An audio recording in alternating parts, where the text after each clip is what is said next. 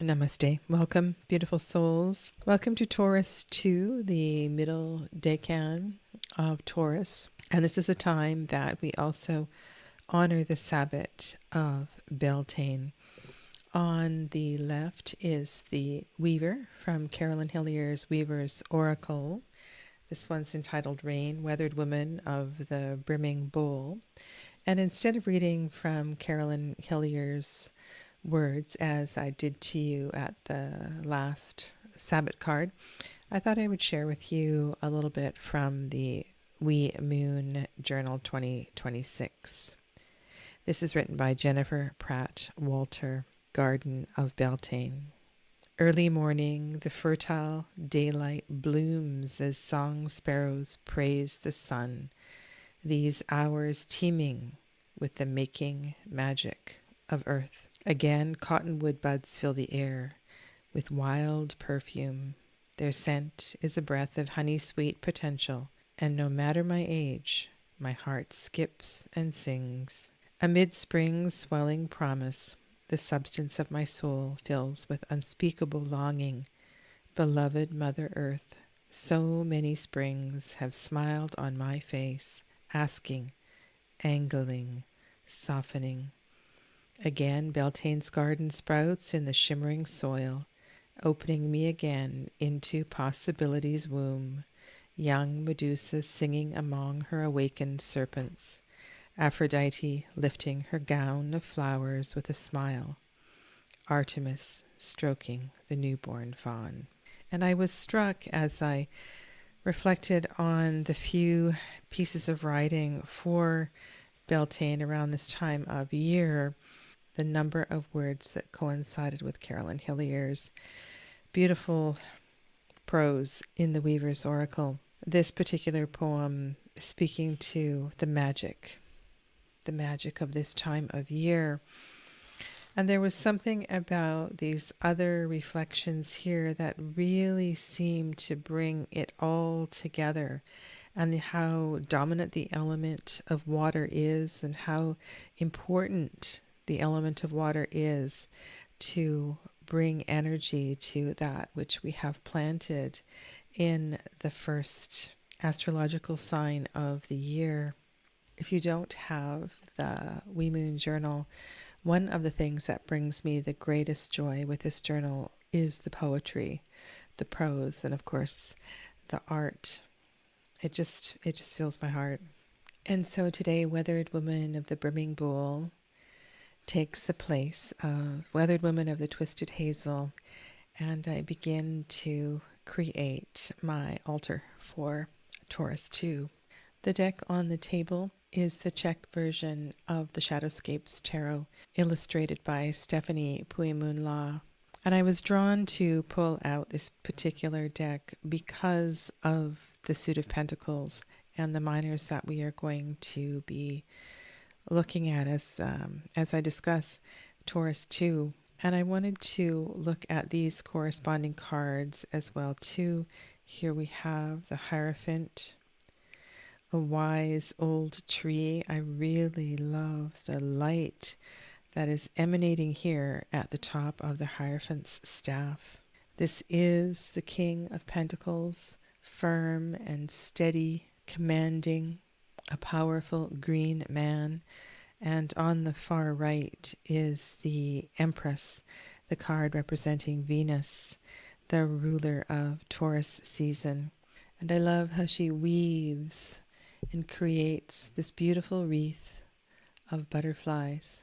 The burnt orange color of her dress to me speaks of her power and also of her connection to the sacral chakra. There's this real beautiful dance in Taurus season between the creating, the beauty, and the flowing energy of the Empress and the stoic, steadfast energy of the King of Pentacles.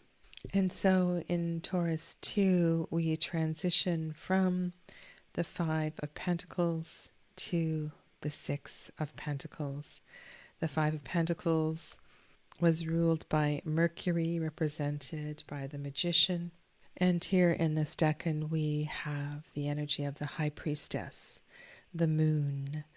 The Six of Pentacles is a lunar decan. And so in the second decan of Taurus, we have a very strong divine feminine energy present. Both the High Priestess and the Empress color what we experience in the Six of Pentacles. And from the flow of the energy of the Six of Pentacles begins a new growth. Spring truly has sprung. This is a six, the center of the tree of life, the heart chakra, a place of beauty and peace, a place where things just don't seem to go too wrong. The six is a perfect number mathematically. The union of the divine masculine and feminine is represented by the upward and downward facing triangles joined together in the hexagram. And there's something about the keyword reciprocity that feels so very important here. I don't believe we ever truly know the ripple, the effects of that which we give selflessly. The effect of our gifts has infinite potential. And with that, the ability to receive, the willingness to receive. With humble gratitude, I receive, knowing that I need not give back to you, but that this is indeed part of a much bigger circle, that at this time I cannot see the whole story. This is a card that often troubled me when I was a beginning tarot reader, and I remember one of my early teachers asking, well, which side are you on? Are you the one who is giving, or are you the one who is receiving? And no matter how this card is painted in the tarot deck that you are looking at and working with this deck, and I think this is an important question. Also, what is your relationship with giving and receiving? And to go a little further, I want to think about that in terms of this connection of divine masculine and feminine that is present in the number 6. The solar energy of the divine masculine is that of giving. The lunar energy of the divine feminine is one of receiving. And here in this particular decan, we need to have a really good look at that and see how comfortable we are with one or the other and what is showing up for us at this time, so that we can do a little better in the one that we struggle with more. If we turn to the paths on the tree of life and we look at the path of the High Priestess, her path is from Tiferet to Keter, central pillar path, balanced, moving from a manifest world to the unmanifest, to the divine, from the sixes to the aces. And there is something about the beauty and the perfectness and the peacefulness and the blessedness of the sixes that the High Priestess wants to capture and help us to carry to an even higher frequency. The idea of music in this Shadowscapes card also appeals to me as we move from the heart chakra through the throat, through the voice, towards the crown. This decan feels like it is asking a lot of us. In the tarot of Lisa de Saint Croix, she illustrates Shiva and Shakti in divine union. And no matter how you spin this, it reminds me of the beauty of relationship and why some relationships seem to mature in a way that feels so very admirable, relationships where unconditional love is second nature, where we know exactly when to step back and when to step up, to step forward and take the lead. Relationships where the dance of the divine masculine and divine feminine have this beautiful flow of energy. Carolyn Hillier writes, "We are absorbed into the changes that ripple to the edges of the land, and again we shout, 'Bring through the wakening seed.' We are enveloped by the sap that rises through this ancient birthing ground. We are part of the alchemy of spring. We have returned to the land. We are renewed. We know this oldest magic is joyfully held." And so in the central decan of Taurus, the most integrated of kings witnesses, supports, stands with and behind the beauty and the power of the divine feminine in all her forms. In the Marielle Tarot, Marie White has angels on each of the 6 cards. And on the 6 of discs, we have Archangel Gabriel. Gabriel dictated the Quran to Muhammad. Gabriel announced to Mary that she was with child. Gabriel is the deliverer of divine gifts, your purpose for living. What will be your gift to the world, to yourself? You are the agent of manifestation. You and every other thing, being. Imagine that we each have a special purpose that we will bring to the world. The universe first envisioned this purpose and gave us the potential for it. Then it is up to us to work with heart and mind and soul to make this happen. I am preparing to begin a discussion of the minor arcana in my Minchiate series, reading lots of information about each of the suits and their associated elements and the symbols that represent those elements. And one of the discussions that really intrigued me was that of talent and talents as a form of currency. And there is something captured in this particular 6 of Pentacles that so beautifully illustrates what I just read in the Marielle Tarot from Landscapes of the Abyss to these other reflections I've been having about our talents as currency. And it is the talent of the musician here, the beauty of the music that descends and flows out from the instrument that they play, that fertilizes the land. The gift of the music energizes the land, fertilizes the land, helps the land to grow. It raises the frequency of nature itself. And I will tell you a honest to God true story. So one of my yoga teacher trainings, hot summer, July, we had all of our ceremony in a teepee in the center of a vegetable garden. And every day, at least once a day, we had ceremony there when we had fires, lots of herbs and different things being offered into the fire as we chanted mantra. And that summer, despite the heat, that vegetable garden grew like the keepers of the ashram had never seen before. And they had never offered a teacher training in the heat of summer before because it's just too hot. Where I was in southeastern British Columbia and the Kootenays.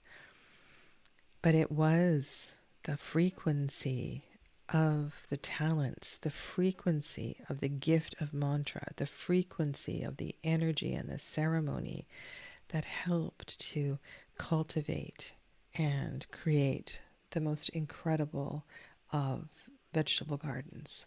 And so your prompts for this decan are to think about your talents and how talent as a metaphor for coin is such a powerful currency. I touched on earlier this idea of the reciprocity and not expecting to understand the effects of the reciprocity.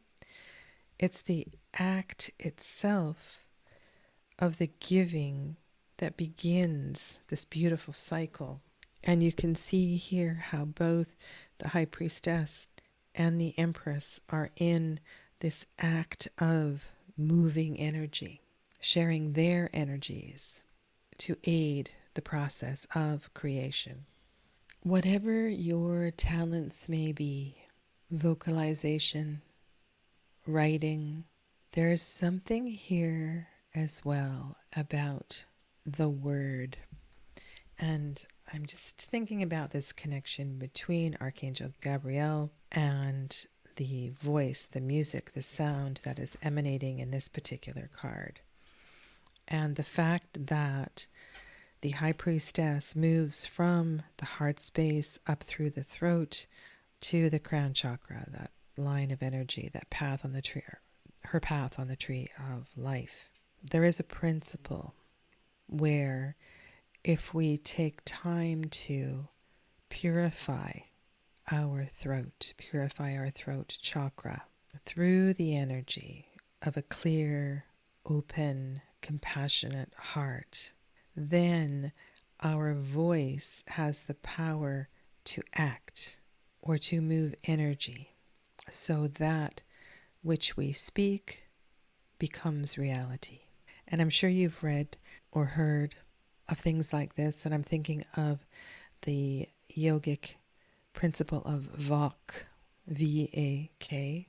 And the other side of that coin, of course, is that we must be very careful what we say and choose each and every word with thought and care, because the power of the voice has the ability to affect change in directions we are not able to see at this time.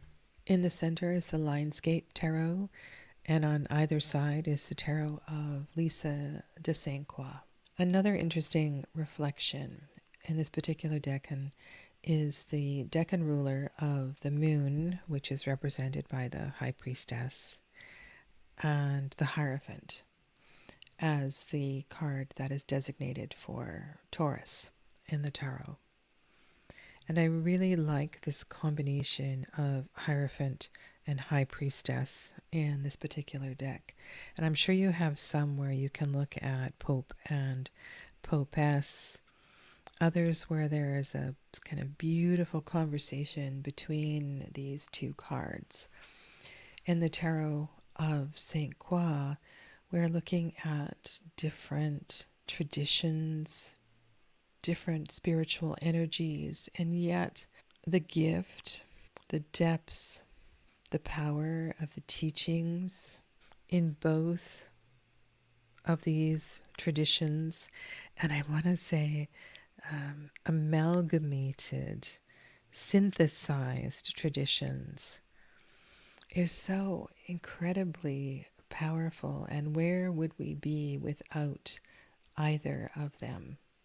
And the level of integrations of many of the sacred sites that we visit on our journeys can begin to help us with greater understanding and comfort and peace in our own spiritual journeys. Lisa de Saint Croix says that she visited the Isis temple in Bologna, Italy.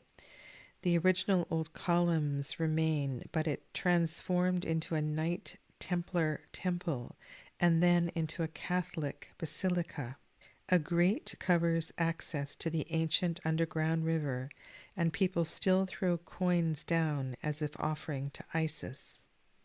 I did a little ritual there and let this card waft down into her sacred realm. And just reading that, remembering that story from this guidebook, it really softens my heart and reminds me of my younger years in Japan, where I sat completely mesmerized in Shinto shrines, Buddhist temples, not growing up in that tradition, but feeling completely at home and safe, knowing that everything is connected. And when I look at this Hierophant card, I think about the current Dalai Lama and the power of his teachings, and just how widely his voice has transmitted around the world. And what a beautiful connection this has to this notion of the Six of Pentacles being this place of giving unconditionally, sharing one's talents. And what I see in this Linescapes Tarot is the beauty of reciprocity, the gift, the song, the conversation between the earth itself and the symbols that we have chosen to represent the divine. And so in the second decan of Taurus, where might you find your peace?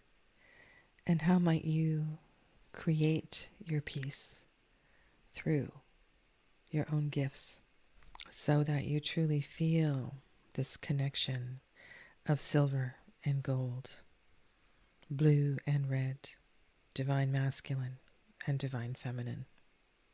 And so why success?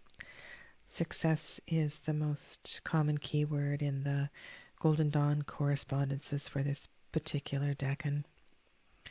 Well, for me, this is because we have allowed space for this union, this blessed union to occur. We have created space for the divine masculine, for the divine feminine. The moon is the ruler of the decan. The sun is the planet representing the sixes at Tiferet, at the heart space. And so there's something here about silver and gold, blue and red, sun and moon, priestess and hierophant. Very early on in the story of the decans, Spirit begins to teach us how important this connection, the harmonization of both one's divine masculine and divine feminine is. And it's with both the strength and the beauty of sharing this talent that we know success in its highest frequency. This is being recorded just before the full moon on the 1st of May 2026. May you all feel the fullness, the luminosity of this full moon in your hearts. And may you feel the reflection of the sun behind and with and through the moon, and truly understand the beauty that shines forth when we embrace our whole selves. Namaste.